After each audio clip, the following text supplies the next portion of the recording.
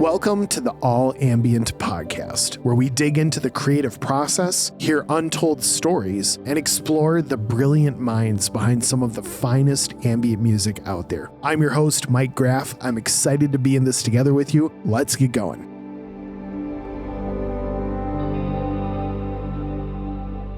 Again, welcome to the podcast, everybody. My name is Mike Graff, and I make music as Dear Gravity. It is wonderful to be here together with you today. Thanks for listening. Means the world. I am thrilled for you to get to hear this conversation with Rob McAllister of Music Within today. Before we dig into that conversation, I want to say a huge thank you to All Ambient. That's all-ambient.com. What an incredible music licensing site for all things ambient and cinematic music. If you are a creator and you are tired of digging through catalogs that have a bunch of music that might not be the best fit for your project, for any project, All Ambient is absolutely the perfect licensing site for you. Every song that's on All Ambient has been expertly curated. There is nothing on the site that doesn't feel great. And even better is that there are curated song bundles that are all designed around an individual theme or feel that can fit your film, video, your project perfectly. It's absolutely a great solution to your music licensing needs. Go check it out at all-ambient.com. That's all-ambient.com. And if you use the promo code podcast25, you will save 25% on your order. That is a huge savings on an already great deal for some incredible music. And fun fact, when you license your music on a site like All Ambient, you can know that you are directly supporting the artists and allowing them to continue to make more and more music in the way that they do, so that you can continue to make great projects in the very way that you do. What a cool thing. Go check it out at all-ambient.com. Today's guest is the illustrious Rob McAllister of Music Within. Man, it was such a joy to connect with this guy. He brings a lot of insight, a lot of perspective from a variety of different projects, a variety of different genres. And I know there's going to be something in here that speaks directly to you. It was an amazing time. Didn't want it to end. I know you're not going to want it to end either. So let's not mince any more words. We're digging right into my conversation with Rob McAllister of Music Within.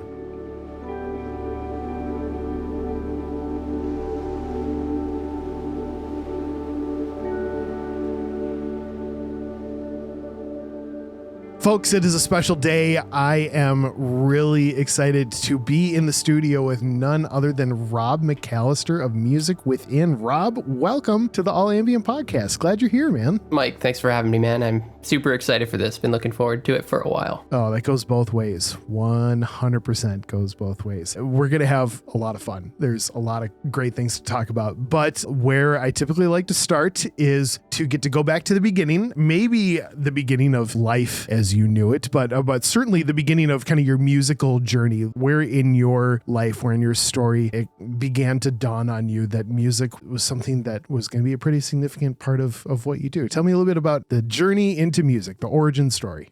Okay, cool. I'll try to keep it concise, but no, that might be no difficult. need for that. Let's hear all I was 16 chapters of it. It's great.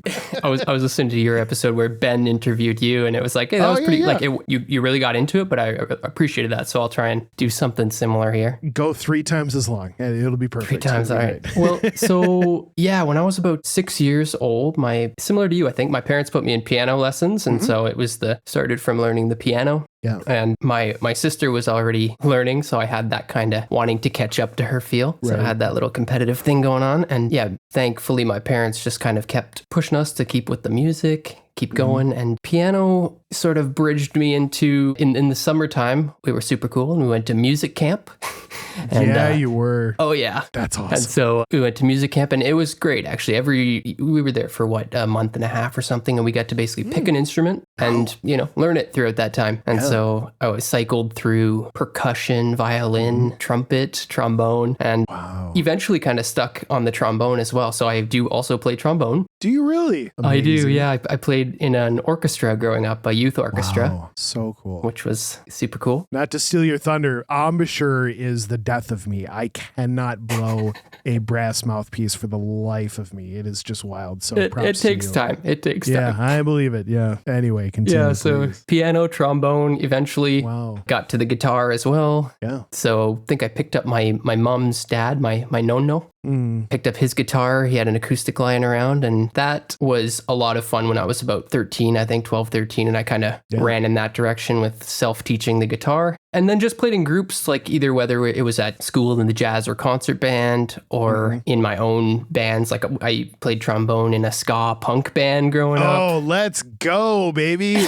That's amazing. I love it. Yeah. Less Than Jake, Real Big Fish, all those kind of influences. Oh, yeah, 100%. What an era. Yeah. So a little all over the map, I guess. Jumping ahead though, so music was, love music. It was basically my identity as a kid and as a adolescent. And then I also really enjoyed studying math and science at school. That was also part of who I was. So I thought, okay, well, I don't think, you don't really know that music can be the thing you do growing up. So let's follow the math and science path. Sure, totally. I was going into engineering at McMaster. Yeah. And I did that for several years and then kind of realized that I should go back to the music path. So it was... Thankfully, my parents were understanding and told me to run with it, but jumped back to music after 3 years getting a Bachelor of Science. From that time, I was in Toronto and I got linked up with a production company here in Toronto, a publishing company that works in film and TV. Was that music to... Yeah, I guess you just talked to Jay. Yeah. So I did. So for what the listener does not know is that and we can talk about later, but Jay Cliffin, who happens to be a friend and collaborative partner of Rob, I just did an interview with him moments ago, and we were running a little long, and Rob actually he got to jump right in and sit in for a couple seconds of the very end of that interview, which was awesome. It was so great. But yeah, we got to talk about, and again, not to steal your thunder, but where you and Jay met at Bed Tracks. Yeah, I did get to hear a little bit of that from him, but I want to hear your side, kind of what Bed Tracks and just that whole opportunity looked like as part of the journey. Cool. Yeah, that's good. They gave me a sec to have water and take a breath and slow myself down. Always important. Yeah, so Bed Tracks is this publishing company that works on TV shows and documentary films and that sort of thing. And I sort of stepped in as it was being built and came in as the part-time library manager. So accepting music from all over the world and listening to it and then putting metadata to it, essentially. So I was being paid to listen to music and kind of train myself on how this music should sound, kind of, because the dream, baby. Yeah, I know, right? In the off hours, I was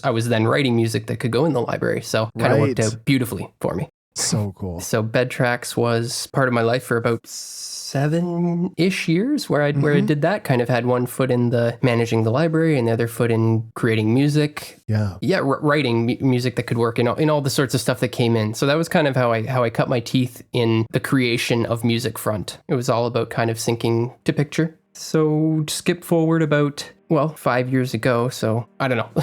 I said skip forward and then I went back 5 years, but you know what I'm saying? So you were at Bed Tracks for about 7 years, but then at the end of that, which was about 5 years ago, ... Precisely. Then I went out on my own and I just kept creating music as much as I could. And that's kind of the inception of when Music Within began. It formed from this wanting to actually share the music with people so they could just listen to my music. Because right now it was all just hidden underneath picture and no one could ever really, it never really saw the light of day in terms of actually listening with headphones on. And I was really proud of all the stuff I'd done. So it was kind of like, how can I bridge this gap? So started by putting together a few collections of previous work that was just living in the shadows. And then it grew from there. And so that's kind of how it gets us to today. I love that, man. And honestly, those are the moment where you kind of jump off and do that. I don't know what it was for you, but I know for me, you're simultaneously filled with, this is amazing. This is everything I've wanted to do. And also like, wow, this is all that I do now. I better hope that the well doesn't dry up or that, and it certainly doesn't. I mean, you put in your reps and it continues to grow. But yeah, it's a watershed moment for sure. And I'm thrilled to hear and to know and certainly to see, with everything that you've got out there, that you're thriving, and I'm very excited for all the music you're bringing into the world, man. Absolutely. Oh, thanks a lot, Mike. Absolutely. Thank you.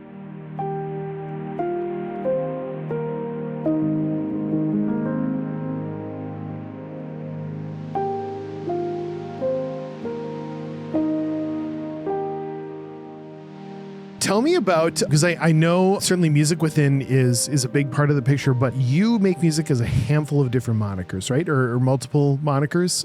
Explore the catalog with me.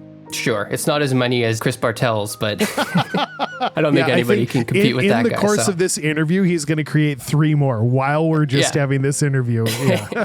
Exactly. Yeah, no, for me, it's much simpler. It's basically Music Within is my ambient meets cinematic moniker. It's similar realm to what you do as Dear Gravity, but not exactly. I then also put out, I'm still trying to bridge this gap, but right now the way I'm kind of planning to move forward is the more classical side of my catalog, where I'm just, straight up on the piano, playing weird chord progressions and stuff that might not be so ambient and cinematic. That I think I'm going to just put under my name, Rob McAllister. Cool. So that's kind of the way I'm moving. And then, so I started recording nature sounds as a fun hobby about 4 years ago when the whole thing, when you realize, people will actually listen to nature sounds on Spotify. So I do that, very part-time, very just a few handful here and there. But that linked me up with a company, some friends in Hamilton they're called Signal Alchemy. Oh, cool. And I've heard of them. Have you heard of them? Yeah. So they were like, well, you have these nature sounds, but really what would be a good thing to do is fuse your nature sounds with ambient music. That's kind of what's coming up. So I didn't want Music Within to be linked with nature sounds, because then the whole thing would kind of get wonkish and, not wanting to be blurring the lines. So I created a new project called Sun Echo for that. Cool. That's all of them. Yeah, well, and there's some people who can do well, like, let me just try to throw a bunch of stuff down the same lane, but then also like knowing how much material you're capable of putting out and this and that, it makes total sense to, hey, here's the new moniker and direct it at that. And I think that's great. That's awesome. I actually should jump in real quick because as you were talking, I remembered that I forgot one. Hey, one that I don't really fuel so much, but it's called Atomic Sun, and it grew from all the sort of darker cinematic music that I had written over my time, like writing underscore type stuff. Yeah, man. And so it's the more darker underscore moniker of mine. I like that. Oh, I'm going to have to go check. I wasn't aware of that one. That's fun. That's guilty pleasure of mine is, and I'm with you, where that stuff kind of needs, in a sense, to exist in its own lane. I'm a huge sucker for like a really good sci-fi soundtrack or something like that. Like just there's that darker cinematic edge. I mean, anything from Terminator to Inception to I'm watching through bits of Westworld again right now, and it was just such a beautifully scored show. Ramin Djawadi, I think is. Yep. Yeah. Oh yeah, man. Soundtracks. All the fourths in the that's like my 50% of my listening diet is. I'm not ashamed to admit. Yeah. Oh, absolutely, man. That's so fun. I'm gonna go tune into that. That's huge. So as someone who is a full-time creative, what does your week in, week out rhythm look like, or day in, day out rhythm? Do you thrive with a really set schedule, or do you enjoy a lot of freedom and you just get to sprinkle in when you're working on stuff here and there? What have you found rhythm-wise that really helps your process to keep bringing creative stuff into the world? For sure. I think that the way I work best is when the world gets to disappear around me and I get to dive deep into something. So flow state, baby. Let's go. Yeah, flow state. So sometimes I have the luxury of, no clients are asking for me or anything at the time, and I can just really zone in on if it's an album I'm trying to create or whatever. Yeah. And so what that looks like, I guess, on the daily is, coming into the studio and trying to, sometimes I probably spend too much time in here, but spending, putting in about 6 or 8 hours in the studio room probably is what's going on. Yep. But it depends really, that's definitely not every day, always, by far, definitely not. So it'll be kind of, just to give you an example, I mentioned before we started recording that I was actually working on a film, a documentary film. Right. That was one of these intense periods where it was really kind of ignoring what's going on around you and focusing exclusively in the studio. Did you clock your hours for that? Do you have kind of hours per minute of film music that you put into this? Or that's the geekery that I get into, but it would be more than I would have wanted it to be. So If I have to stare at the real number in the face, I'm going to be mortified by it. Yeah. Oh man. Yeah. I'll just take an estimation of what it was, and that'll be good enough. There we go. But you did it, and you did it well. You did it to your degree of quality, which is top notch. And there you go. And are you wrapped though? Are you're locked a picture? It's off to the world? Essentially, yeah. Awesome. He's doing a sound mix on it right now, and just need to potentially provide some minor fixes if if things come up. But we should be good. Awesome. Like, so it just that kind of jumped me off from where I was going to say, but like, so if I'm writing a Music Within EP, let's say, or something, probably what will happen is I'll spend 4 hours trying to find some stuff, and that might be it for the day. And then I'll, go away and then come back to it. Or the next day it'll be something different, come back to it. But then it's not always consistently like that I'm going to be, I don't necessarily know that for that week I'm working entirely on this thing. Yeah. Kind of jumping around a little bit. But I find it's best for me when I'm able to stay in one zone, I guess. Yeah, absolutely. Rob, do you have family? I do, yeah. I live with my partner, Julia. Awesome. Yeah. And my parents are about an hour and a half south of here, so. Yeah. Oh, right on. That's amazing. Little kids running around yet? No, not yet. Man, the freedom. I love it. Things will change, I'm sure. Well, but in the best way, Yeah, for sure. In the best way. Oh, that's great, man. In a lot of ways, I take a lot of those similar cues where kind of dedicate like a singular time to like, I'm going to focus on this for this window, and flow state is just the best. And when you can commit to it and set aside all the, like you said, the clients who are pinging you to try to do this or that, or, you get emails and social and just all that stuff, just to set it all aside and dig into whatever project is at hand. It's exactly what is necessary for sure. Slightly unrealistic at times, but definitely great when it can happen, Oh, I know. I have to remind myself, like every once in a while, like you said, there can be the line that gets crossed where it's like, maybe I'm spending too much time in here, but at the same time, like I could also be spending too much time on Instagram, right? Like I could be erring the direction of like, pouring far too much time into something that isn't curing my soul and isn't like a beating part of me that created to share with the rest of the world. Yeah, I hear you. It's a balancing act, but yeah, I feel like I've said this on the podcast a couple of times, but both of my sons, my 12-year-old, my 8-year-old, just gone gangbusters for basketball recently in the last couple years, and they're talking it all the time, and they're shooting all the time and all that, which is great. And at times, like it gets a little, I'm just like, man, can we like talk about anything besides basketball? And my wife is like, honey, do you understand that it could be so much worse than this? Like the bevy of subjects that they could be spending their time in or talking about could be like so detrimental to their life, or just so annoying or whatever. Like it's basketball. And to your credit, if ever there is an error on how much time you're spending in the studio, let it be known that you're aware of it, but even more so that you're doing it, with a craft, with something that you love and that you're clearly gifted at. And yeah, we're all just trying to find that balance. But that's a great problem to have, man. What a great problem to have. Thanks, Mike.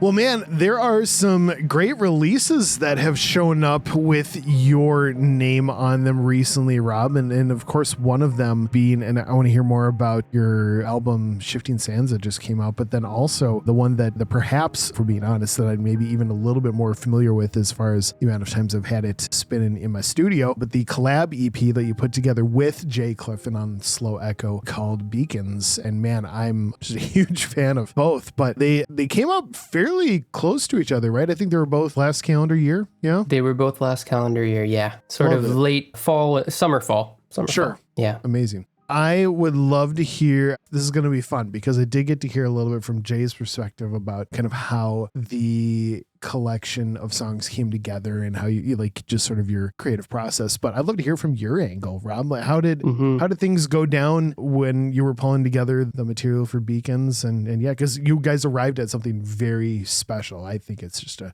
great offering for sure. I hadn't listened to it in probably 6 months at least or whatever before this. And I'm like, oh, Mike's probably going to ask me about that. Like, I should go and remind myself what it sounds like. Well, and to be fair, I mean, when you're doing this full time, like sometimes you're really proud of the release, and also you're just making more stuff, and it's on to the next thing. And so, yeah, like you almost that's one of the things keeping your head straight, right? Because you're like we're working on that 6 months ago, and now it's working on something new, and there's Oh man, but I really do love it. It's a great release. Thank you. Yeah, it's cool to go back and listen, like not being so close to it, because now I find 6 months is a good amount of time. Even 3 maybe, but you need some time to be able to appreciate your own work. Right. I think. Right. Where you're not just like something doesn't sound right, or I'm nitpicking at this piano note or whatever. Yeah. So. Yep. But yeah, going back, so this was, as we already sort of said, Jay and I met years and years ago, so we're buddies, and this was basically Jay's baby. He had these, I guess I should explain it as well, and people will get it twice, but he had what am I going to call it? A recorder, I guess, that samples electromagnetic fields. So in the same way that you can go record on his Instagram. Yeah. In the same way you can go, stand beside a waterfall and record the sound of it. This device can record the electromagnetic, radiation essentially, and then turn it into a sound. So all that wacky stuff in the background is from Jay, and it's super cool. And that's stuff that I would never be able to get on my own. So it was inspiring to get that bass layer and be like, here, see what you can do kind of thing. And that's not all he did. He also had synth parts and stuff. But essentially, Jay did the beds, and he was just like, roam free, brother. And roam you did in the best way. So put them up and just explore it on the piano, and roam free on the piano, with a softish piano sound. So it was just from there, it was just exploration and seeing what kind of worked, what key he's in, and what cool stuff I can find kind of thing. And there's not much more to say about it from my end, I guess. Well, and there's beauty in simplicity, right? Like where you acknowledge like this minimal, beautiful thing that we've done, this is where it stops. Like we need to just kind of put a period on the end of this sentence, and this is final. And I think that there can be the temptation to, especially someone like yourself, like I'm capable of all these different instruments, and I can get into the production world, and I can layer. I mean, let's go. Let's add another, 6-7 dozen instruments on top of it, and you could, and it would probably be cool, but also like to find beauty in the negative space, and to find how much gravity a single note on a single instrument can communicate, where dozens of notes on dozens of instruments, while still beautiful, command a different level of gravity than what you brought forward on the piano. And I think that it's just a cool dichotomy. Both sides are beautiful, and I really like what you guys pulled off a lot. Thanks. Yeah, it's a challenge to just pare it back and be okay with it. Something I struggle with often, adding too many layers for sure. So glad that it translates. Yeah, absolutely. Well, and not that we have to like explore armchair psychology or anything, but I think that probably gets at more than just like the creative side of it, where we're needing to ask like, okay, is it done creatively? But then also there can be those inner layers of, I know for myself, where it's like, do I want this to sound more complex because I want people to perceive me as someone who is a talented and thoughtful musician or producer or artist, where like just make it more complex so that, wow, look at his brain, or look at, all that. And that's, man, you gotta, is it for them or is it for me? That kind of thing. Yeah. And that's not even a bad equation. But when you start releasing stuff to the world that really probably should have been, an exercise that stayed in your session draft folder, that's a different story. So anyway. Rob, Shifting Sands, again, just a really great collection altogether. Were you going at kind of a singular theme for that? Or I know that there can be times in the production music world where it's like, okay, here's a bunch of music that I have created in the last little bit. I think I'm going to just package it together and send it off as not a compilation, but like, here's a collection of songs and away it goes. Or was it more of a, like, you had a vision for it and you wanted to loop around it? To just explore Shifting Sands a little bit for me. For sure. Yeah, kind of a bit of both, I guess I would say. Sure. It was oftentimes what happens for me is I'll have these little seeds of ideas from, sometimes I'll just be hanging out at the piano and something will happen and I'll quickly record it on my phone. And then I'll just save it as like idea March 21st, that sort of thing. Yeah. And so I had like a few of these and I was like, okay, well, I've got this buildup of these kind of backlog stuff. Let's go through some of the backlog, see what cool ideas I can pull from. Absolutely. So the ones that became Amber Rainfall and tessellations, which are like the more piano, layered piano quite a bit. There's like maybe 4 or 5 pianos just layered on there. Those came from that session.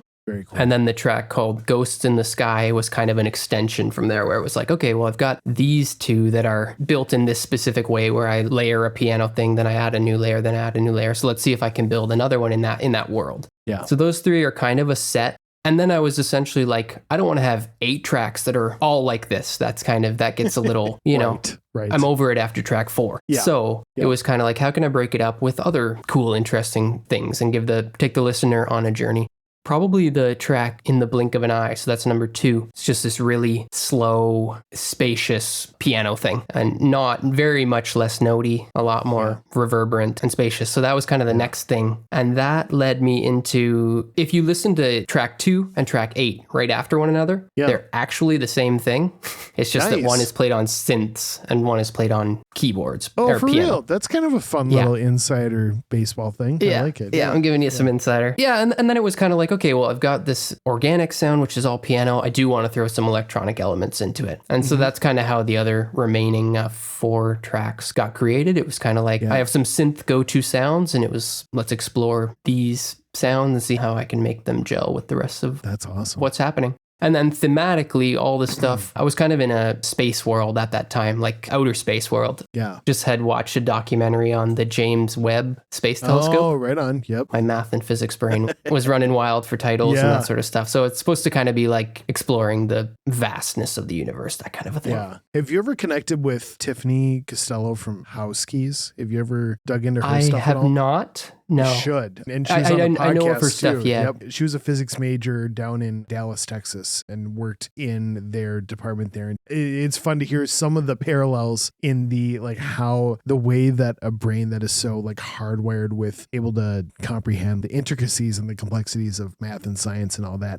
And then how that then translates into the creative world. There's some stuff that, again, like just that you're going to, that I'm like, man, if only, there's almost like a longing for it. Like, wow, I love the perspective on that. And I could see the two of you getting along really well. That's a really cool thing. Right. Yeah. Well, it sounds like she's still very much in that world, whereas I've let a lot of that muscle memory. There's a lot of, what do you call it, dystrophy over there? So sure. Yeah. Or atrophy. Yeah. That's the word I'm looking for. There it is. I like it. Well, the collection turned out great. It really did. Is there anything as far as what the next Music Within project looks like or what's coming down the pipeline? And maybe that's a better, like, broad question in the sense of, are you the kind of person who is looking to dream up the next thing? Or is it just, hey, I'm here, I'm clocking in, I am going to make some stuff and we'll see what happens. And then just kind of like follow the muse as it arrives. And then you're kind of like watching it take form, as opposed to, I have an idea and I'm going to go build that form. And you kind of like see it on the horizon from a ways away, as opposed to walking through the fog and just kind of meeting it as you're on the journey. Probably more of a foggy creator. Okay. Yeah. I think so. Sometimes I've done the other thing where it's like, I know it's going to be this and let's head right towards it. But it's oftentimes just, throwing stuff against the wall. Yeah. Or it's like something that I've just watched really inspired me, let's say, or, whatever, something, someone else's music that I just listened to was like, whoa, I have to now like explore that kind of thing. Yeah. To answer your question, so about Music Within and upcoming, so this will have aired, I think, probably a decent amount after what I do have coming up. So like in April, I have a 4-track EP solo piano material coming out. Awesome. And that was a cool project, actually. Julia and I had the opportunity to go kind of to this like retreat kind of thing. Just the two of us on it sounds weird to say, but like the two of us were on an artist retreat on an island, basically. Whow, and, love it. Yeah. Is Julia, is she in the art world as well? She is, yeah. She's a muralist and a painter and a graphic designer. Very talented. For real? Wow. Yeah. That's really Any cool. of the artwork of mine that you see, that's her at work. Wow. Amazing. Yeah. Super fun. But that's like a super minor part of what she does. She like paints walls, large walls in our city. Yeah. My goodness. So cool. Yeah. Okay. So the two of you are on not just an artist retreat, but an artist retreat on an island. Are you the only two humans on this island, or two of maybe a couple? Let's hear this. My goodness. There were other people, but they were far enough away that like other people were around, but not right next to us, let's say. Yeah. And there was so Julia was off painting, like doing painting outdoors kind of thing, getting inspired by the scenery. And me, I would go to there's a studio there, and I had a piano that I could record. So it was just like, yeah, it was amazing. It was the best thing. It's like the dream of a musician kind of thing, to have your own private place with that kind of scenery inspiration and nature inspiration. So it was kind of like go for a walk, go on the trails, and then go to the piano and see what happens kind of thing for about 4 days. What a dream. And so this EP that came out in April is that time. And 2 of the tracks were created and recorded there, were written and recorded there. And the other 2 were recorded there, but are previous tracks of mine that I just did re-records on, just on a new piano. Yeah. Wow. So that is called Pine Island, and was released, will be released, however you want to say it, in April. So fun, man. Pine Island, man. Maybe it's time to take a trip. My goodness. Sounds pretty heavenly. That's great. Well, and a little later on in the year, we may even have a little opportunity to be on a project together, perhaps? Question mark? Yeah. Ben emailed me yesterday, and I gave him the thumbs up. So and we'll do our best to not make it feel like it's so mysterious, but I'm really excited to dig in on a thing together with you, so that'll be a lot of fun. I will say is that I heard some of what you cooked up, and it sounds fantastic. Oh man, thanks for the encouragement. It's always fun in the world of, when you're co-writing or collabing and all that, where to live in the simultaneous space of I'm really happy with what I've done, and then to also like hold it very open-handed and say, I love what I've done, and I can't wait to like allow for the interpretations and for things to be, chopped, deleted, flipped upside down, for everything to start going in wild directions in the best way possible. And so, it's fun to exist in both things. You love what happened, and also let's explore. So let's go explore. For sure. Man. It's gonna be fun. Looking forward to it.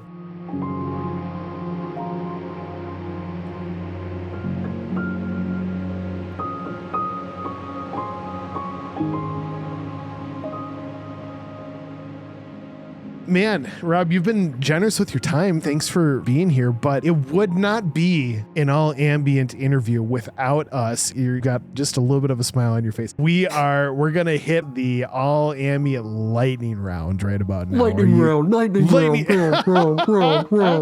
Can you put together a soundbite? I will absolutely make sure that it is used in post. Oh, that's hilarious. I love it. Let's hit the all ambient lightning round, Rob. I've been waiting to hear your answers to these questions. It's going to be fun. Again, you can answer. The answer doesn't have to be lightning fast, but I do want to hear the first thing that comes to your head. The whole point, don't overthink it. Let's just go on it for sure. Rob, question number 1. What are you currently geeking out about right now? It can be in the music world, doesn't have to be the music world, but maybe a new release or a piece of gear, or the drill that you just heard outside, or what, whatever. What are you geeking out Definitely about? Definitely not that. Yeah. Okay. It's weird. I've been so kind of not exploratory in the last little bit in terms of geeking out stuff. Sure. Yeah. Just because of this documentary, I feel like I've not done much exploration. So I'll tell you something that I intend to geek out about soon.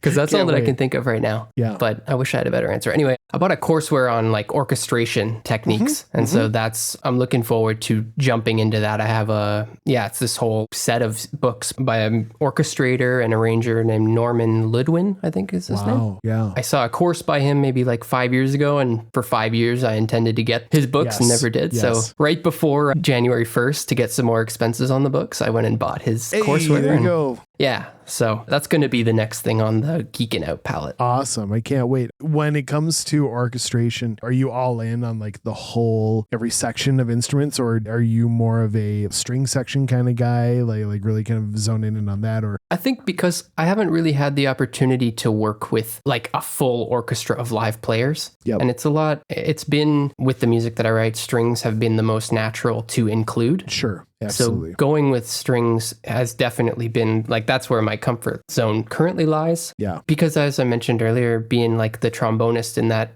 youth orchestra, I do still have some sensibilities of what ought to happen. Let's say, what instrument should be used for what, that kind of thing. Yep. So I still, definitely use other instruments in my productions, but they're currently sample-based, woodwinds or sample-based brass or whatever.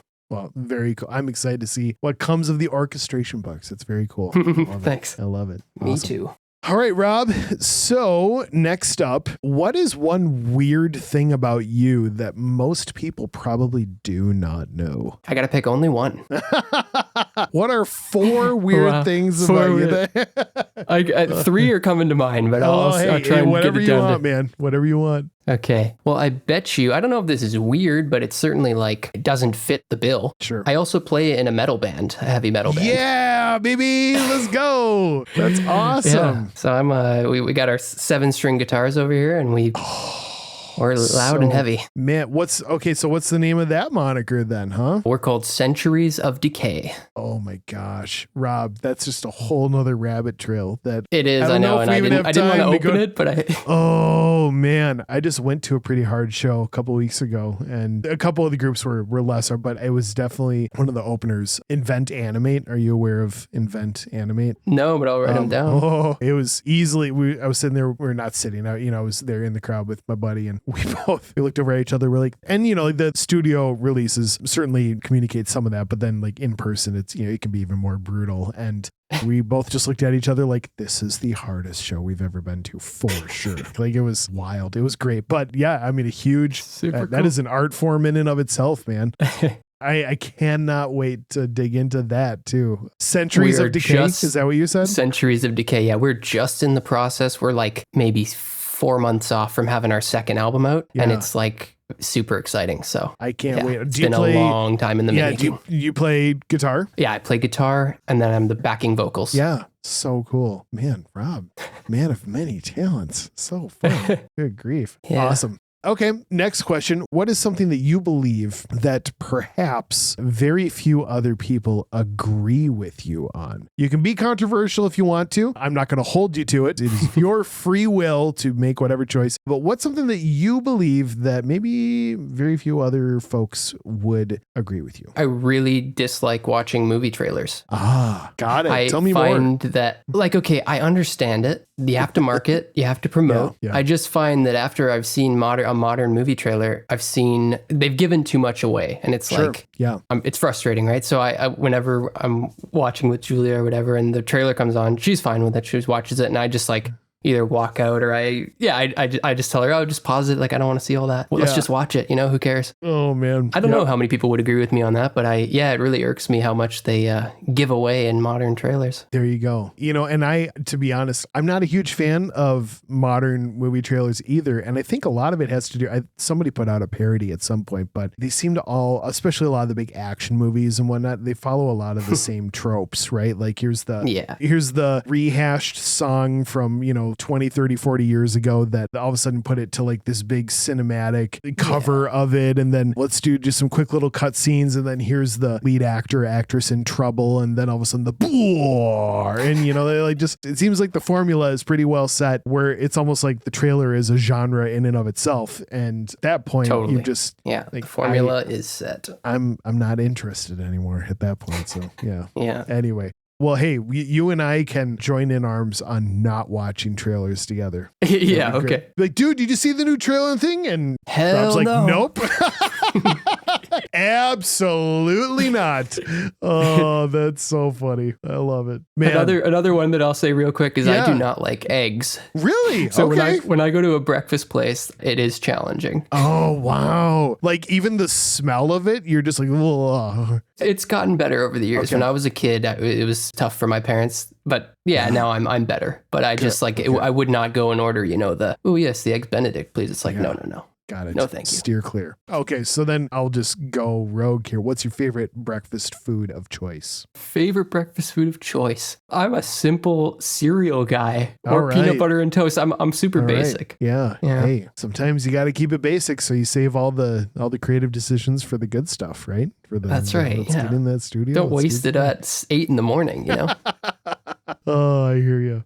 All right, man. Last question for you. Okay. What advice do you have, Rob, for someone who sees everything that you've done throughout the years, throughout the decades, and is wanting to follow in your footsteps? Do you have any advice that you would give that person who's looking to blaze that trail? Well, I would say for starters, if you're just starting out, make sure you're not comparing too harshly to somebody who's who's farther along than you. I know I'm guilty of that all the time. Sure. Listening to soundtracks, let's say, of composers who have been doing this for 35 years, and it's like, oh, I suck, And so just comparing just to yourself, really, you can use those audio recordings to help you get better, but just do it in the proper spirit of growth and not too heavy comparison. That would be one thing for sure.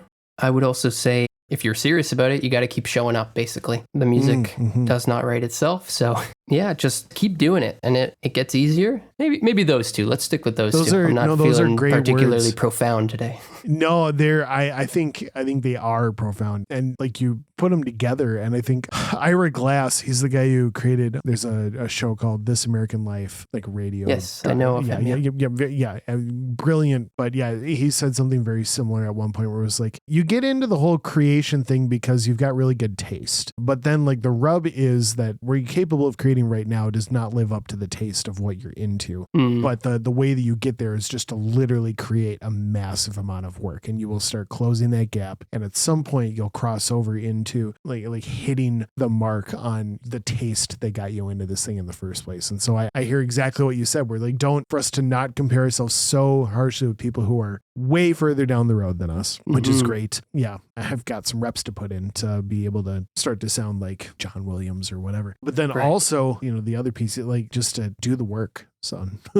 Get in and don't miss the opportunity to just work, even if you don't feel like working. Hey, I'm here. What a gift that I've been given to even be able to say yes to this. So let's show up, let's do it. And then sometimes you can be really surprised. I love that advice. I think that's really crucial for a lot of us to hear that right now. Right on. Yeah, myself included. Still need to hear it on the daily. So preaching to the choir, man. Preaching to the choir. Rob, man, I don't want it to end. Really, thank you for being generous, not just with your time, but with your heart. And this has just been a really great time. But I cannot wait to see, amidst all the things that are happening on your plate, I just can't wait to see what's coming next and how you continue to grow. And not just grow in your own offerings, but to, like we just talked about, to pave that way for people who are looking at that and they're like, man, this is an inspiration to me. I can't wait for what is coming next in the journey of Rob McAllister. So thanks for being faithful to that. And thanks for being on the All Ambient podcast, man. Thanks, Mike. I should say I'm a fan. I think I have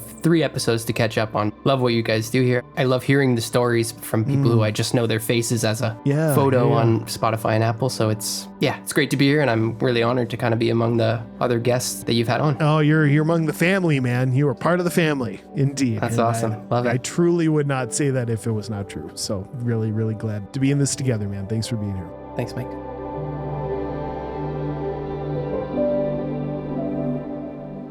Thank you again for listening to the All Ambient podcast. Music throughout today's episode was from the catalog of Music Within, and you can find all of this music along with a bunch of other incredible songs, bundles, and other resources from an amazing group of composers and producers at all-ambient.com. And be sure to use the promo code podcast25. That's podcast25. And you'll get 25% off of any product at all-ambient.com. It's a great opportunity to save even more on an incredible resource for your next film, video, or project. Don't wait for another second. Head over to allambient.com and use promo code podcast25. Again, that's podcast25 to get 25% off of your next purchase. Make sure that you subscribe to the podcast so you can catch every conversation we have with all these incredible people who share the same passion. I'm looking forward to the next time. I hope that you are too. Can't wait to see you then. And until then, have an incredible day. Here's hoping that this music and the heart behind it makes your day and life that much better.